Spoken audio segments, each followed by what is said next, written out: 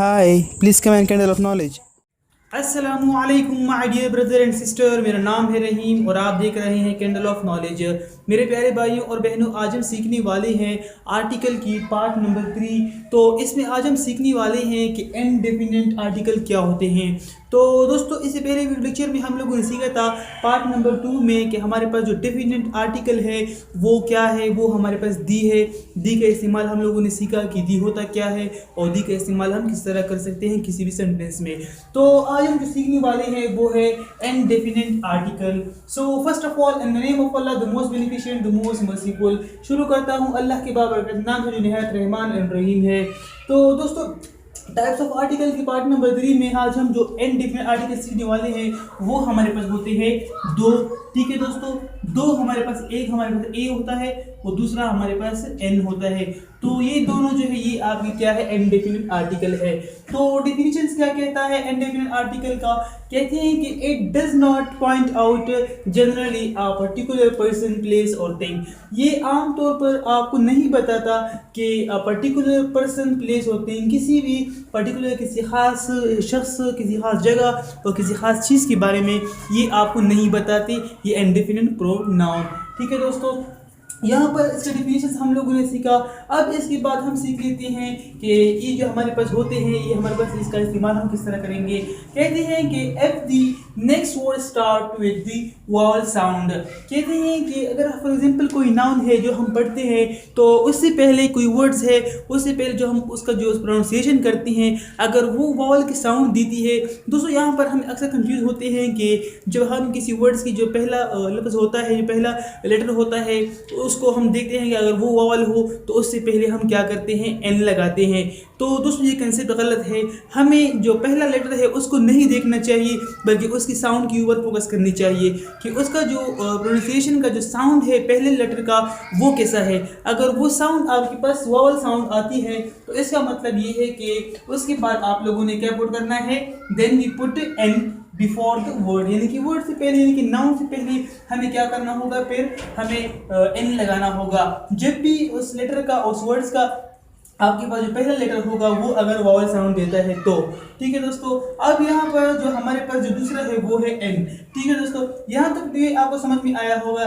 और इसके अलावा जो ए है, ए इसका अपोजिट है, यानी कि जब भी जहाँ पर भी आपको किसी वर्ड्स, किसी नाउन की जो पहला लेटर होता है अगर उसका साउंड आपके पास वॉवल साउंड ना आता हो तो उससे पहले आप लोगों ने ए लगाना है। ठीक है दोस्तों, इसी तरह आप लोगों ने इनका इस्तेमाल करना है।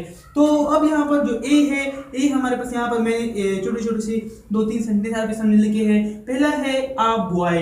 ठीक है दोस्तों, यहाँ पर बॉय अगर आप देखेंगे जब आप इसको प्रोनाउंस करते हैं बो वाई, तो बो वाई जो है ये आपका जो साउंड देता है ये आपका कॉन्सोनेंट साउंड देता है, वॉवल की साउंड नहीं देता। कॉन्सोनेंट क्या है, वॉवल क्या है, इसके ऊपर भी मैंने वीडियो बना के रखी है चैनल के ऊपर, अगर आप प्लेलिस्ट में जाएंगे वहाँ पर आपको वो मिल जाएगी। तो यहाँ पर जो है इसका जो साउंड है वो वॉवल साउंड नहीं है बी का, और अगर इसका आपके पास साउंड वॉवल नहीं है तो अगर इसका साउंड जो है वो कॉन्सोनेंट है तो उससे पहले आप लोगों ने ए लगाना है। ये मैंने आपको बताया अभी इसी वक्त। तो इसके बाद जो अगला है वो है पेन। ठीक है दोस्तों, तो अब जो पेन है, पेन जब हम इसको प्रोनाउंसिएशन करते हैं तो पहला आता है पी। पी हमारे पास का क्या है, एक कॉन्सोनेंट है। पी का साउंड जो है वो क्या है, पी। तो पी में जब कहता हूँ या बी में कहता हूँ तो ये हमारे पास क्या होता है, कॉन्सोनेंट साउंड देता है, तो इससे पहले भी हम ए लगाएंगे। इसके अलावा जो ईयर है दोस्तों, यहाँ पर ईयर में अक्सर स्टूडेंट को कंफ्यूजन होती है कि वो क्या कहते हैं कि ईयर से पहले हम लोगों ने एन लगाना है।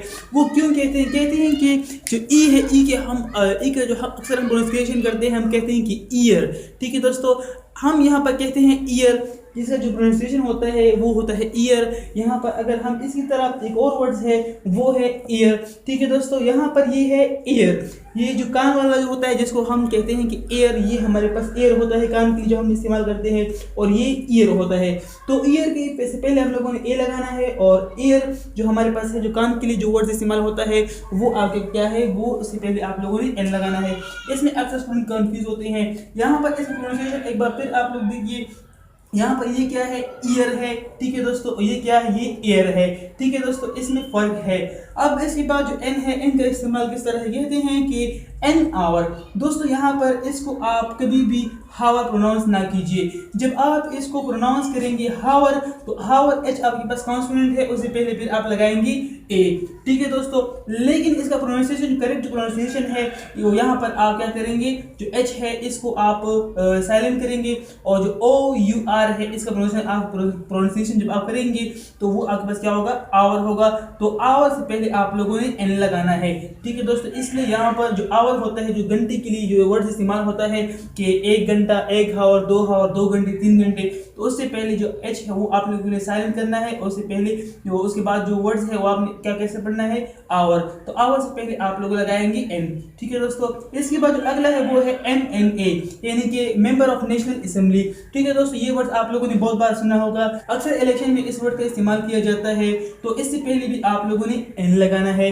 एन क्यों लगाना है, यहाँ पर जो पहला वर्ड है जब भी आपके पास आ जाए CGO, ICO, CHO या MNA की बजाय आपके पास MLA आ जाए, या फिर इसके अलावा MNA आ जाए, तो इस तरह वर्ड जो होते हैं उसके पहले लेटर आप लोगों ने देखी है कि उसका पहला लेटर क्या है। अगर उसके पहले लेटर का प्रोनाउंसिएशन आपके पास क्या हो, वो वॉवल साउंड की तरह हो, तो उससे पहले आप लोगों ने एन लगाना है। अगर वो वॉवल साउंड ना देती हो तो उससे पहले आप लोगों ने ए लगाना है। ठीक है दोस्तों, पहला लेटर इसका एम है, तो एम जब हम पढ़ते हैं तो हम कहते हैं एम। एम यानी कि ए की तरह साउंड देता है। ए आपके पास क्या है, एक वॉवल है, तो उससे पहले आप लोगों ने एन लगाना है। इसी तरह जो एन है ये आप लोगों ने, ये से पहले मैंने इसके बारे में आपको बता दिया। अब इसके बाद जो अगला है वो है सेंटेंसेस। सेंटेंसेस के जरिए हम समझेंगे कि यहाँ पर जो मैंने यहाँ पर 4 सेंटेंसेस लिखे हैं, इन 4 में से 2 जो है वो करेक्ट है और 2 जो है वो रॉन्ग है। ठीक है दोस्तों, तो यहाँ पर पहला सेंटेंस क्या है, अगर आप मुझे यहाँ पर बता सकते हैं कि इन 4 सेंटेंसेस में कौन से 2 सेंटेंस रॉन्ग है, कौन से 2 सेंटेंस करेक्ट है, तो उम्मीद करता हूँ कि आप लोगों को जो ए और एन है इसका इस्तेमाल समझ में आया होगा। बताइए, अगर बता सकते हैं तो वीडियो को पॉज कीजिए, वरना हम आगे बढ़ते हैं, टाइम वेस्ट हो जाएगा। तो यहाँ पर जो पहला सेंटेंस है वो है एन ऑरेंज इज ईटन, यानी कि एक माल्टा खाया जाता है। इसी तरह जो अगला सेंटेंस है वो है आ बस इज गोइंग टू कोहाट, यानी कि एक बस जो है वो जा रही है टू कोहाट, कोहाट को।